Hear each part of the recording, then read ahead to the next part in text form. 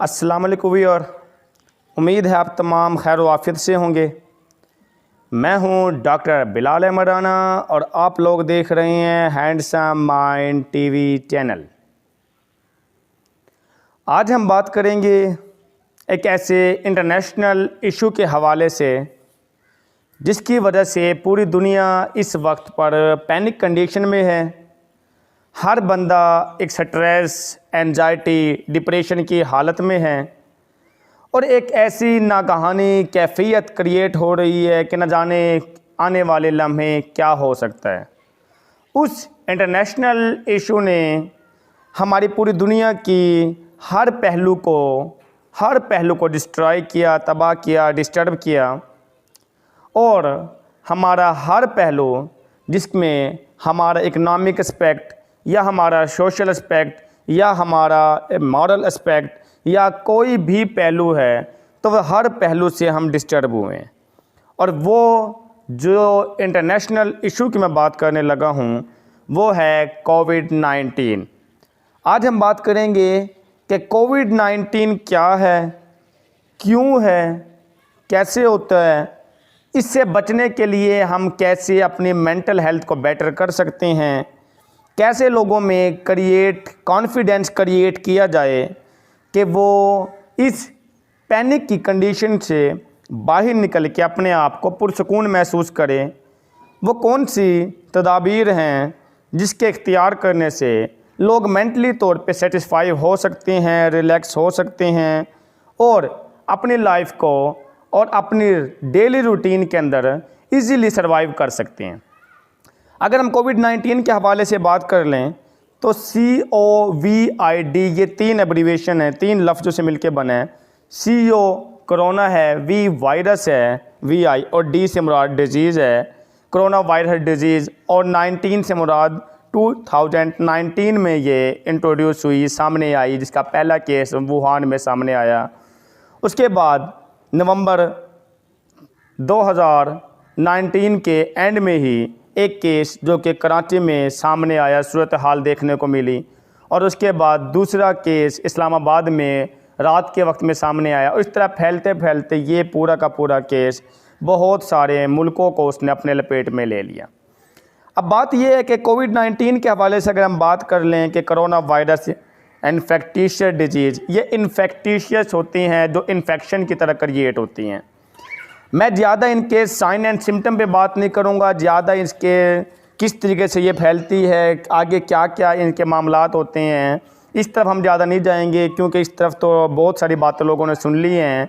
बड़ा शॉर्ट सी बात करके असल में इसके हल के ऊपर बात करूँगा कि हम अब इसका हल क्या है।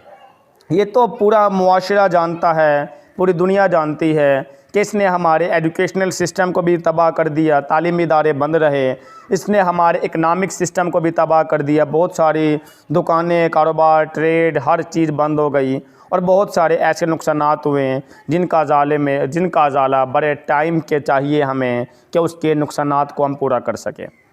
तो अगर हम बात कर लें कोविड-19 के हवाले से तो इसके अंदर एक चीज़ तो मैं ये बात बताता चलूँ कि वर्ल्ड हेल्थ ऑर्गेनाइजेशन WHO की रिपोर्ट के मुताबिक उसकी रोज़ की नई रिसर्चें, उसका सामने आना और उसके मुताबिक मुख्तलिफ़ तरह के साइन एंड सिम्टम का सामने आना, मुख्तलिफ़ इलामात का सामने आना, जिसके मुताबिक कुछ ऐसे इलामात जो कि आप लोगों ने सब ने सुनी होंगी कि जिसमें टेम्परेचर हो सकता है या कुछ केस में नहीं होता, सर में दर्द होता है, हल्का सा नज़ला, कफ, ज़ुकाम वगैरह ये चीज़ें हो सकती हैं। जिस्म के अंदर दर्द रहता है, इम्यूनिटी ख़त्म हो जाती है, बंदे की जिस्म के अंदर एक ऐसी कैफियत तारी हो जाती है कि वो कोई और काम करने काबिल नहीं रहता, पूरी बॉडी में पेन रहता है और उसके ऊपर इन्फेक्शन अटैक करता है वगैरह वगैरह। ये बहुत सारी ऐसी इलामतें सुनिए। फिर वो आए लम्हे अपना इसके ऊपर रिसर्चें ज़्यादा होती रही और उसके बाद इसकी इलामात में रद्दोबदल होता रहा। कभी इलामात कम कर दी गई रिपोर्ट के मुताबिक, कभी इलामात ज़्यादा कर दी गई, कभी डेमोग्राफी फ़िगर के लिहाज से कोविड के केस को कम होता देखा गया, कभी डेमोग्राफी फ़िगर के लिहाज से कोविड-19 के केस को ज़्यादा होता देखा गया। तो ये चीज़ें तो वक्त के साथ साथ चलती रही हैं, ये चीज़ें तो आप लोग भी जानते हैं। जो चीज़ें मैं अब आप लोगों को बताना चाह रहा हूँ ताकि आप लोग इस पैनिक से बाहर निकल सके, आप इस कंडीशन से, इस स्ट्रेस से बाहर निकल सके और आने वाले वक्तों में एक बेहतर हिकमत अमली इख्तियार कर सकें।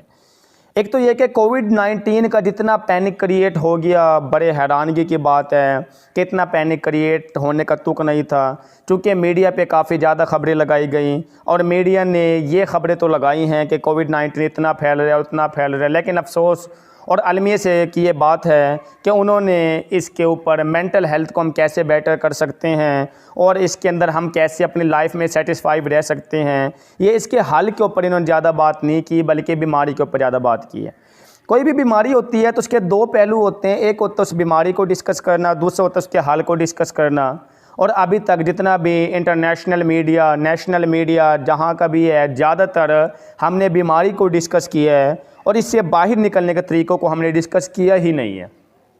बात यह है कि अगर हम बात कर लें कोविड-19 के हवाले से, जो उसकी साइन एंड सिम्टम हैं, जो उसकी इलामात हैं, तो ऐसी बहुत सारी बीमारियां और भी हैं जिनके साइन एंड सिम्टम ऐसी है, जैसे अस्थेमिक अटैक है, जैसे चेस्ट इन्फेक्शन है, जैसे URTI upper respiratory throat infection है, जैसे LRTI lower respiratory throat infection है, जैसे गले की ख़राबी है, जैसे चेस्ट के अंदर मुख्तलिफ़ तरह के नमूनिक कंडीशन है, या जैसे नमूनिया की मुख्तलिफ़ तरह के सूरत हाल है, या इसके अलावा जो वायरल चेंजिंग्स होती है, बदलते मौसम जब गर्मी से सर्दी में दाखिल होने लगते हैं तो नज़ला, खांसी, जुकाम, बुखार की नॉर्मल कैफियतें सामने आती हैं। तो बात यह है कि ये जो साइन एंड सिम्टम कोविड की बताई गई, उस कोविड-19 की साइन एंड सिम्टम तो हर जगह पे कॉमन है, कुछ ना कुछ आपस के अंदर मिलती रहती हैं। कुछ चेस्ट इन्फेक्शन के अंदर कॉमन है, कुछ रेस्पिरेटरी थ्रोट इन्फेक्शन RTI में कॉमन है, कुछ नमूनिया में कॉमन है, कुछ एस्थेमिक अटैक में कॉमन है। बहुत सारी इनकी जो साइन एंड सिम्टम है वो बहुत सारे हवालों से ये आपस के अंदर कंट्रास्ट रखती हैं, आपस के अंदर सिमिलर हैं। लेकिन सवाल यहाँ पे ये पैदा होता है कि जब इससे ज़्यादा ख़तरनाक बीमारियाँ जो मैंने बताया, RTI, चेस्ट इन्फेक्शन, एस्थेमिक अटैक और बहुत सारी ऐसी बीमारियाँ, तो उसका इतना पैनिक क्रिएट नहीं हुआ जितना कोविड का पैनिक क्रिएट हुआ। वजह क्या है इसकी, क्यों हुआ ऐसा, जो कि नहीं होना चाहिए था? एक तो ये कि हमारे मीडिया ने इसको पॉजिटिव एंगल में शो कराने के बजाय इसको ज़्यादातर नेगेटिव एंगल के अंदर, यानी बीमारी पे बात की तो हल पे बात नहीं हुई। एक वजह तो इसकी ये है, जब हम बीमारी पे बात करते हैं तो हम बीमारी में उलझे रहते हैं, और जब हम उस चीज़ के हल पे बात करते हैं तो हम उस बीमारी से निकल पाते हैं और हमारी मेंटल हेल्थ बेटर रहती है, बहुत बेहतर रहती है। एक वजह तो इसकी ये है कि हम इस बीमारी में उलझे। दूसरा ये है कि अब अगर कोविड-19 के अंदर WHO ने कह दिया जी 1 से 2% सिर्फ डेथ होती है, 98% तो डेथ होती नहीं है, तो फिर ऐसा क्यों हुआ? जब 98% डेथ होती ही नहीं है एक मिसाल के तौर पे, तो लोग इतने ज़्यादा पैनिक में क्यों चले गए? सिर्फ ये ज़्यादा शोशा करने की वजह से या ज़्यादा बीमारी को डिस्कस करने की वजह से, एक वजह। दूसरा ये कि इससे ज़्यादा ख़तरनाक बीमारियाँ, चेस्ट इन्फेक्शन से पता नहीं कितनी अमवात होती हैं, रेस्पिरेटरी थ्रोट इन्फेक्शन से कितनी अमवात होती हैं, अस्थेमिक अटैक से कितनी अमवात होती है, वो भी तो सारी इलामात इनमें अंदर बहुत सारी मुश्तरका इलामात है जो उसमें और इसमें कॉमन पाई जाती है। उसका इतना पैनिक नहीं हुआ। इसका मतलब ये एक तरफ इशारा जाता है कि इसको बाकायदा सिस्टमेटिकली इस पैनिक को क्रिएट किया गया ताकि लोग, ताकि अवाम, ताकि सोसाइटी इस उलझन का शिकार रहे, भाई बड़ी ख़तरनाक बीमारी है। हालांकि ये इतनी ख़तरनाक नहीं है, लेकिन आवाम को समझा के थक गए, चूँकि आवाम कहती है जी मीडिया पे तो ये दिखाया जा रहा है, मीडिया पे ये हो रहा है, इसलिए कोई बंदा बात करने को या कोई बंदा बात सुनने को तरजीह ही नहीं देता। दूसरी चीज़ यहाँ पे ये बात बताने की है कि अगर आप लोग कहते हैं जी ये वायरल इन्फेक्शन है, ये ट्रांसमिटेड डिजीज़ है, एक बंदे से दूसरे में फैलती है, तो भाई मुझे ये बताएं, ट्रांसमिटेड डिजीज़ तो और भी कई तरह की होती हैं, ठीक है, तो वो भी तो एक से दूसरे के अंदर फैलते हैं। हम उसके लिए इतना पैनिक नहीं होती जितना इसके लिए पैनिक होते हैं। तीसरी चीज़ ये है कि जो अगर हम कुरान और हदीस के रेफरेंसेस को उठा के देख लें तो उसके मुताबिक ट्रांसमिटेड डिजीज़ के हवाले से एक हदीस है जिसका मफहूम ये है कि आप किसी को ये नहीं कह सकते कि ये बीमारी मुझे फ़लाँ से आई है। अल्लाह रब्बुल इज़्ज़त फरमाता है कि अगर ये बीमारी आपको फ़लाँ से आई है तो फिर मुझे जवाब दें कि पहले को कहाँ से आई है। ठीक है, इसका मतलब ये इशारा इस तरफ है कि कोई बीमारी किसी से नहीं आती बल्कि अल्लाह के हुक्म से आती है। एहतियाती तदाबीर हमारे दीन ने फॉलो कराई है, वो कर लें आप, वेल एंड गुड। लेकिन आप इस तरह की बेहुदा किस्म की बातें या फजूल लुग़वियात कि जी फ़लाँ से आई है, इस बातों पर यकीन करना छोड़ें। सबसे पहले तो कोई बीमारी कहीं से नहीं आती। जब आप पाक साफ़ रहते हैं, आपका ईमान ठीक रहता है, तो कोई बीमारी नहीं फैलती, बल्कि सारी बीमारी का ताल्लुक़ खुदा की तरफ से है, शिफा का ताल्लुक़ खुदा की तरफ से। मैंने एक हदीस के अंदर आपको ये बातें क्लियर करा दिए हैं कि हम किसी को ये नहीं कह सकते कि बीमारी फ़लाँ से आई है, बल्कि अल्लाह के हुक्म से आती है, अल्लाह के हुक्म से जाती है। अब हम आगे बात कर लेते हैं इस हवाले से, वो ये है कि अब चलो पहले ये बहुत सारी ऐसी अलामत थी, इतनी अमवात नहीं हुई इससे, लेकिन अलमे की बात यह है कि अगर कोई एक की अलामत अस्थेमिक वाली आ गई तो उसको भी कोविड में डाल दिया, कोई एक की अलामत रेस्पिरेटरी थ्रोट इन्फेक्शन उसको भी कोविड में डाल दिया, अस्थेमिक अटैक की कोई अलामत आ गई उसको भी कोविड में डाल दिया। इस वजह से ये केस ज़्यादा करके शो किए गए, हालांकि ऐसा इतना नहीं है जितना कि इस केस को शो किया गया। अब हम आगे बात को बढ़ाते हैं, वो ये है कि चले ये तो बात हो गई बीमारी क्या थी, क्यों थी, इसकी अलामत कौन सी थी, इससे ज़्यादा ख़तरनाक बीमारी तो इसकी पैनिक नहीं हुआ। अब हम असल बात की तरफ आते हैं जो मैं आप लोगों को इसके सोल्यूशन की तरफ लेके जाना चाह रहा हूँ, इसका हल क्या है और अब हम कैसे इससे निकल सकते हैं।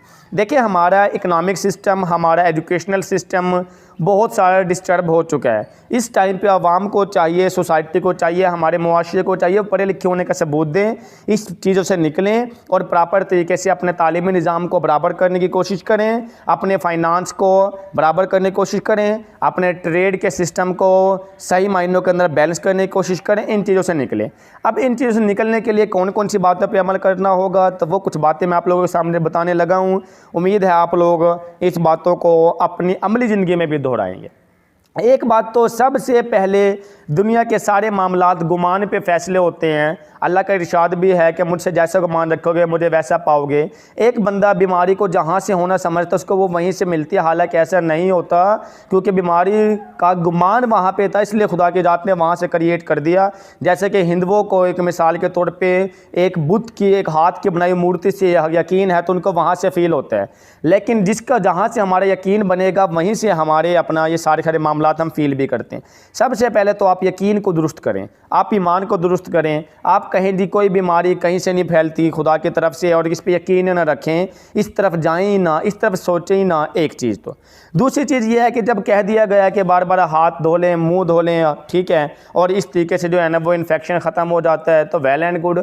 आप हाथ मुंह क्यों नहीं धोते कि मिसाल के तौर पर 5 टाइम के अंदर, ठीक है, जब आप लोग 5 टाइम की नमाज़ पढ़ते हैं तो ऑटोमेटिकली बहुत सारे आपका हाथ मुँह वैसे धुल जाते हैं, तो बीमारियाँ वैसे धुल जाती है। जो बंदा नमाजी है इसका मतलब ये है कि उसको ये बीमारियाँ लगने के चांसेस भी कम है। इसका मतलब ये हुआ कि आप लोग ये अपने बाकायदा वज़ू के साथ रहने की कोशिश करें, नमाज के साथ नमाज बाकायदा मामूल के साथ पढ़ने की कोशिश करें, ये काम करें।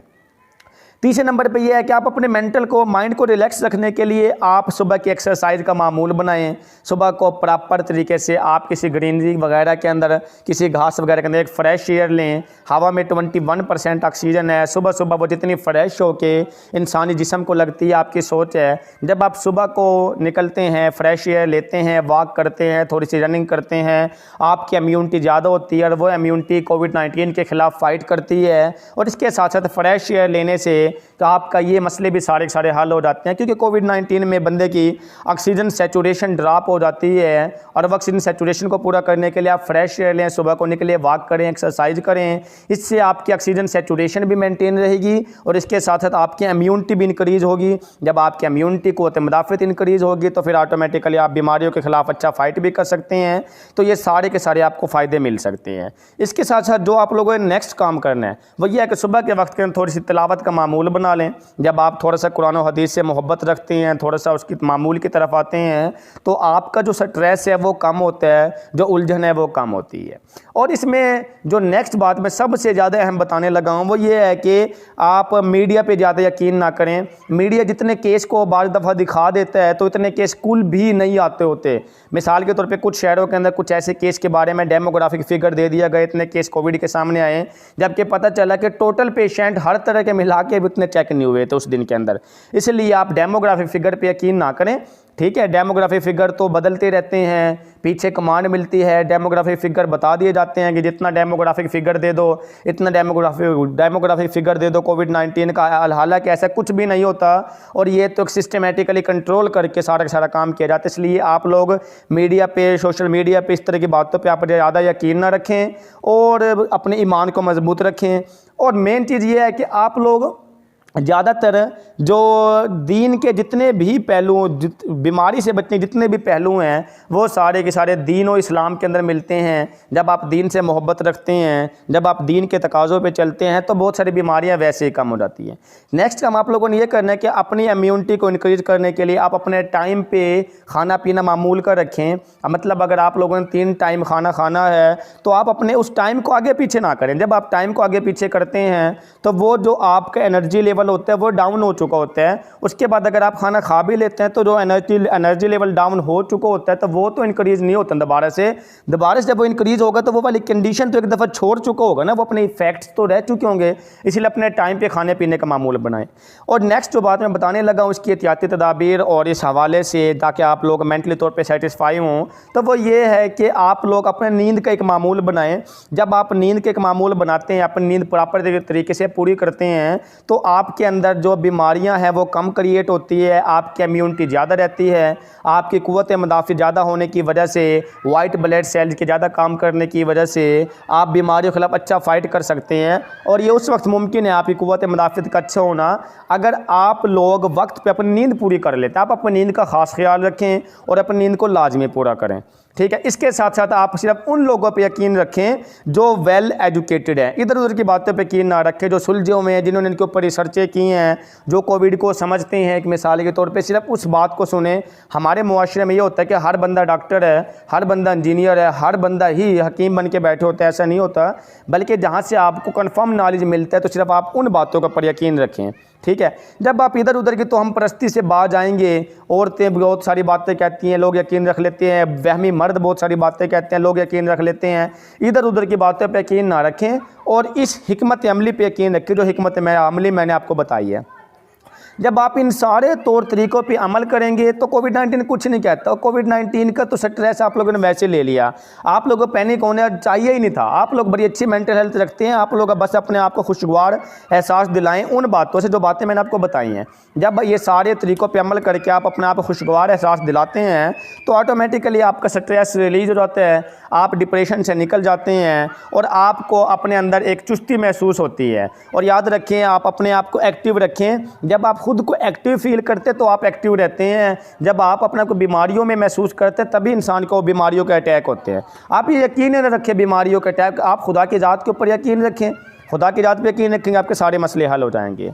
फिर से कह रहा हूँ, आप खुदा की ज़ात पे यकीन रखें, दुनिया की कोई बीमारी आपका कुछ नहीं कर सकती, ठीक है।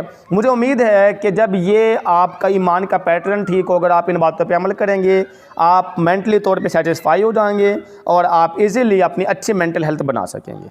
मुझे उम्मीद है आज की ये वीडियो आपको पसंद आई होगी। इसके साथ ही इजाज़त दीजिए। अल्लाह हाफिज़।